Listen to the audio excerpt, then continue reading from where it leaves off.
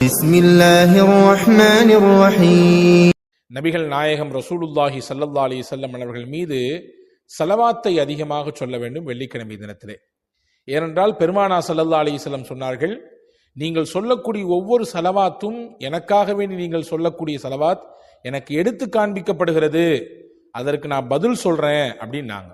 எனவே ஃபஅக்ஸிரூ மினஸ் ஸலவாத்தி ஃபீஹா, அந்த வெள்ளிக்கிழமையிலே நீங்கள் அதிகமாக என் மீது ஸலவாத்து சொல்லுங்க அப்படின்னே சொல்லியிருக்காங்க ரசூலுல்லாஹ். மற்ற நாட்கள்லாம் சொல்லணும், அதுல மாற்றுக்கிறது இல்லை. எல்லா நாளும் நபிகள் நாயகம் ஸல்லல்லாஹு அலைஹி வஸல்லம் மீது ஸலவாத்தை சொல்ல வேண்டும். ஆனால் வெள்ளிக்கிழமை பிரத்யேகமாக அதிகமாக சொல்ல வேண்டும் என்று பெருமானா ஸல்லல்லாஹு அலைஹி வஸல்லம் விரும்பி இருக்கிறார்கள்.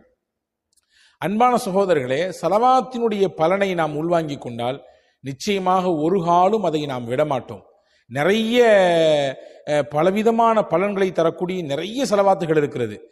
இன்று நான் வெள்ளிக்கிழமை ஸலவாத்தை மட்டும்தான் இந்த காணொலியை சொல்ல போகிறேன். அதற்கு முன்னால் ஒரே ஒரு நிகழ்ச்சியை மட்டும் உங்களுக்கு சொல்கிறேன். துருக்கியை ஆண்ட மன்னர்களில் ஒருவர் இரண்டாம் அப்துல் ஹமீத் என்று சொல்வார்கள். அவரை சந்திப்பதற்காக வேண்டி ஒருத்தர் வந்திருக்காரு. அவருடைய அரண்மனைக்கு வெளியில காத்துக்கு நின்னாரு. அவர் வந்தவர் சொல்றாரு, எனக்கு மன்னர் கொஞ்சம் கடன் தர வேண்டியது இருக்குது, அதை வாங்கிட்டு போலாம் தான் வந்திருக்கேன் அப்படின்றாரு. வந்தவர் சாதாரண மனிதராக தெரிறாரு. பெரிய லெவல்ல பிசினஸ் மேன் மாதிரியோ அல்லது பெரிய செல்வாக்கு மிக்கிற மாதிரிலே தெரியல. ஒரு சாதாரண அன்றாடம் உழைத்து சம்பாதிக்கக்கூடிய ஒரு மனிதர் தான். ஆனா காவலாளிகள் உள்ள விட மறுக்கல. ரொம்ப நேரம் நின்ன உடனே இந்த செய்தி உள்ள மன்னருக்கு நெருக்கமாக இருந்த நபருக்கு சொல்லப்பட்டது. மன்னரிடத்திலே பல விஷயங்களை வாசித்து காட்டி அன்னன்னைக்கு உள்ள பணிகளை எல்லாம் சொல்லி முடித்ததற்கு பிறகு அமைச்சர் மன்னரிடத்திலே சொன்னார், இந்த மாதிரி வாசல்ல ஒருத்தர் வந்து நிக்கிறாரு, நீங்க ஏதோ அவருக்கு கடன் கொடுக்கணுமா, அதை சொல்லிக்கிட்டு ரொம்ப நேரம் நிக்கிறாரு அப்படின்னு சொன்ன உடனே மன்னர் அப்துல் ஹமீத் உள்ள வர சொல்லுங்க அவரை என்று அழைக்கிறார்கள்.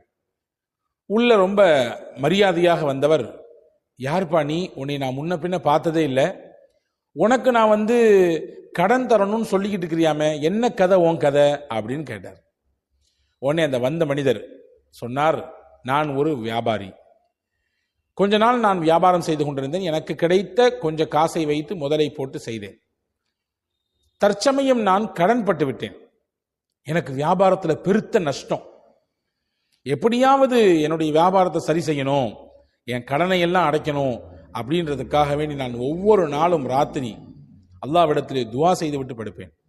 இப்பொழுது அமைச்சர் இடைமறிக்கிறார், ஏபா மன்னர் கடன் உனக்கு தரணும்னு சொல்லிக்கிட்டு இருந்தியாமே, அதை பத்தி சொல்லுன்னா உன் கதையை சொந்த கதை சோக கலையாங்க சொல்லிட்டு இருக்கிறிய என்னன்னு கேட்டார்.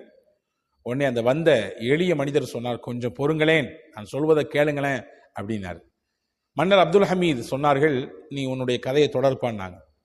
ஒவ்வொரு நாளும் ராத்திரி தூங்கும் பொழுது நான் என் ரப்பிடத்திலே துவா செய்துவிட்டு, எப்படியாவது என்னுடைய கஷ்டத்தை போக்கு, என் நிலைமையை சரி செய்யி, எனக்கு பொருளாதார தேவை இருக்குது, உன்னிடத்தில் தாண்டி வேறு யாரிடத்துல போய் நான் நிற்பேன், பொதுவாகவே ஒன்றை நான் கவனத்தில் கொள்ள வேண்டும், வாழும் காலம் வரை நான் என்னுடைய வாழ்க்கையில் லட்சியம் வைக்க வேண்டும், வைராக்கியம் வைக்க வேண்டும், வல்ல அல்லாஹ்வை தவிர வேறு யாரிடத்திலும் நான் தேவையாக நிற்க மாட்டேன், எனக்கு அவன்தான் தர வேண்டும், யாரையும் எதிர்பார்த்து வாழ மாட்டேன், எனக்கு அவன்தான் என்னுடைய எதிர்பார்ப்பை பூர்த்தியாக்க வேண்டும் என்ற லட்சியத்தோடு வைராக்கியத்தோடு வாழ்ந்தால் அல்லாஹ் நிச்சயம் அது மாதிரி உண்டான சூழலை ஏற்படுத்தி தருவான். சரி, அவங்க தருவாங்க, இவங்க தருவாங்க, இவங்கள்ட்ட போலாம் கஷ்டம்னா, அவங்கள்ட்ட போலாம் கஷ்டம்னா, கொஞ்சம் கையேந்தலாம் அப்படின்னு நிலையிலே வந்துவிட்டோம் என்றால் அல்லாஹ் பாதுகாக்க வேண்டும். அந்த நிலைக்கு யாரையும் அல்லாஹ் கொண்டு வரக்கூடாது. இப்போ இவரு அல்லாஹ்ட்ட துவா செய்யறேன்றாரு. அப்படித்தான் நேற்றிரவு நான் துவா செய்து விட்டு படுத்தேன். இரவிலே அருமையான ஒரு பேரொளிமிக்க ஒரு மாமனிதரை பார்த்தேன்.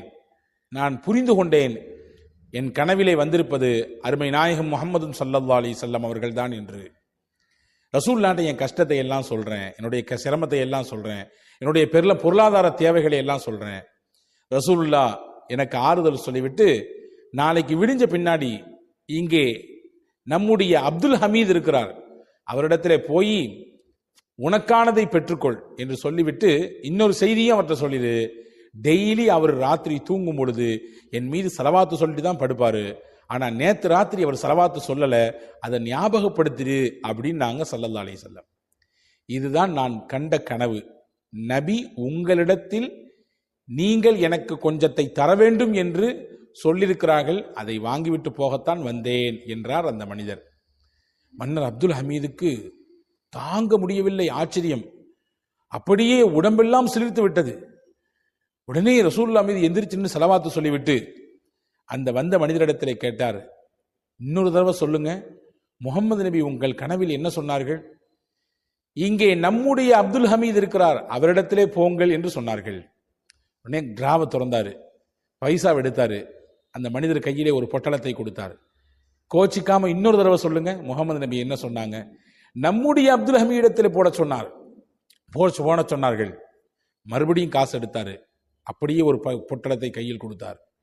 இன்னொரு தடவை சொல்லுங்க, இன்னொரு தடவை சொல்லுங்க என்று 4-5 தடவை அவரிடத்திலிருந்து கேட்டு கேட்டு ஒவ்வொரு தடவை சொன்னதற்கு பிறகும் ஒரு பெரிய பண முடிப்பை, தங்க முடிப்பு, காசு முடிப்பை அப்படியே கையில் கொடுத்து திருப்தியோடு அவரை வழி அனுப்பி வைத்தார்கள்.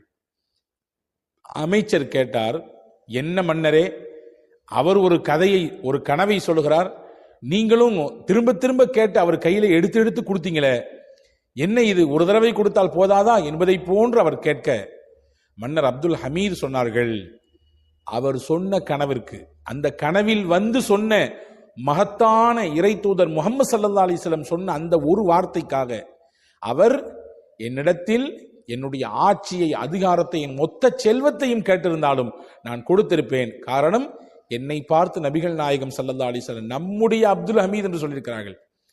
நம்முடையவங்க, நமக்கு சொந்தக்காரங்க, நமக்கு ரொம்ப வேண்டப்பட்டவங்க, நமக்கு தெரிஞ்ச புள்ள, நம்முடைய குடும்பத்து புள்ள, நம்மிடத்துல படிச்ச புள்ள என்று யாரை சொல்லுவோம் என்றால், அதிக உரிமை யாருக்கு இருக்கிறதோ, நமக்கும் அவருக்குமான நெருக்கம் கூடி இருக்கிற பொழுதுதான் நம்முடைய புள்ள என்று நெருக்கமாக சொல்லுவோம் இல்லையா? ரசூலுல்லாஹ் என்னை பற்றி அப்படி சொல்லியிருக்கிறார்கள் என்றால், நான் நபியிடத்திலே நெருங்கி இருக்கிறேன் என்பதனுடைய அடையாளம் தானே அது. அதற்காக வேண்டி இதை அல்ல, எவ்வளவு கேட்டாலும், எதை கேட்டாலும் நான் கொடுத்திருப்பேன் என்று மன்னர் 2ஆம் அப்துல் ஹமீது சொன்னார்கள். சொல்லிட்டு சொன்னாங்க, அவர் சொன்னதை போன்று உண்மைதான், நான் ஒவ்வொரு நாளும் ஸலவாத்து ஓதுவேன். நேற்றைய நாள் அலுவல்கள் அதிகமாக இருந்ததினாலே ஓதுவதற்கு மறந்து விட்டேன், அப்படியே உறங்கிவிட்டேன். ரசூலுல்லாஹ் அதை எனக்கு ஞாபகப்படுத்தி கொடுத்திருக்காங்க, என்னிடத்தில் அந்த செய்தியை சொல்லியிருக்காங்க என்பது என் வாழ்க்கைக்கான அர்த்தமாக நான் இதை பார்க்கிறேன் என்று அவர் சொன்னதாக ஒரு வரலாற்று குறிப்பு இருக்கிறது. ஸலவாத்தின் பலன் இப்படித்தான் இருக்கும், ஸலவாத்தின் பலன் இப்படித்தான் இருக்கும். எனவே அன்பர்களே, வாழ்நாளில் ஸலவாத்தை நாம் தவறாமல் ஒவ்வொரு நாளும் ஒரு தடவையாவது நாம் ஓதி வர வேண்டும். அதை நாம் வளமையாக்கி கொள்ள வேண்டும். குறிப்பாக வெள்ளிக்கிழமை, நாம் வெள்ளிக்கிழமை ஸலவாத்தை நபிகளின் மீது அதிகமாக சொல்ல வேண்டும். பெருமானார் ஸல்லல்லாஹு அலைஹி வஸல்லம் சொன்னார்கள், ஹதீதிலே வந்திருக்கிறது, இமாம் கஸ்ஸாலி ரஹ்மஹுல்லாஹ் தன்னுடைய யஹ்யாவிலே இந்த செய்தியை பதிவு செய்திருக்கிறார்கள். எவர் ஒருவர் வெள்ளிக்கிழமை 80 முறை என் மீது ஸலவாத்து சொல்வாரோ, அவரிடத்திலே 80 வருடங்கள் இருந்து செய்த பாவங்கள் அளவிற்கு அவரிடத்திலே இருந்தாலும் அந்த பாவங்களை அல்லாஹ் இந்த 80 முறை ஸலவாத்தை கொண்டு அழித்து விடுவான். 80 ஆண்டு காலங்கள் வாழ்ந்து ஒருவர் பாவம் செய்தால் எவ்வளவு இருக்குமோ பாவம், அவ்வளவு பாவம் அவரிடத்தில் இருந்தாலும் இந்த 80 முறை சொல்லக்கூடிய ஸலவாத்தின் மூலமாக அல்லாஹ் அதையெல்லாம் அழித்து விடுகிறான் என்று நபிகள் பெருமானார் ஸல்லல்லாஹு அலைஹி வஸல்லம் சொன்னார்கள். சஹாபாக்கள் கேட்டாங்க, யா ரசூலுல்லாஹ், அந்த வெள்ளிக்கிழமை உங்கள் மீது நான் எப்படியான ஸலவாத்தை சொல்ல வேண்டும், எப்படிப்பட்ட ஸலவாத்தை உங்கள் மீது நாங்கள் சொல்லணும், சொல்லித்தாங்களேன்னு கேட்கும் பொழுது பெருமானார் ஸல்லல்லாஹு அலைஹி வஸல்லம் சொல்லிக் கொடுத்த ஸலவாத்து தான் உங்களுக்கு ஸ்கிரீனில் தரப்படும், டிஸ்கிரிப்ஷனிலும் அந்த ஸலவாத்தை நாங்கள் பதிவு செய்கிறோம். அவசியம் பார்த்து வெள்ளிக்கிழமையில் இதை ஓதி வாருங்கள். அல்லாஹ் நம் யாவருக்கும் தௌஃபீக் செய்வானாக. பெருமானார் கற்றுக் கொடுத்தார்கள், அல்லாஹும்ம ஸல்லி அலா முஹம்மதின் அப்திக வ நபியிக வ ரசூலிக அந்நபியில் உம்மி. இந்த ஸலவாத்திற்கு பெயர் ஸலவாத்துல் உம்மி என்று சொல்வார்கள். நபிகள் ஸல்லல்லாஹு அலைஹி வஸல்லம் கற்றுக் கொடுக்கிற ஸலவாத், மறுபடியும் சொல்கிறேன், அல்லாஹும்ம ஸல்லி அலா முஹம்மதின் அப்திக வ நபியிக வ ரசூலிகன் நபியில் உம்மி. அதற்கடுத்து வ அலா ஆலிஹி வ ஸஹ்பிஹி வ ஸல்லம் அப்படின்னு சேர்த்துக்குங்க. இதை ஓதினால் 80 முறை ஓதினால் 80 ஆண்டு கால பாவத்திற்கு மன்னிப்பை அல்லாஹ் தருகிறான் என்றார்கள்.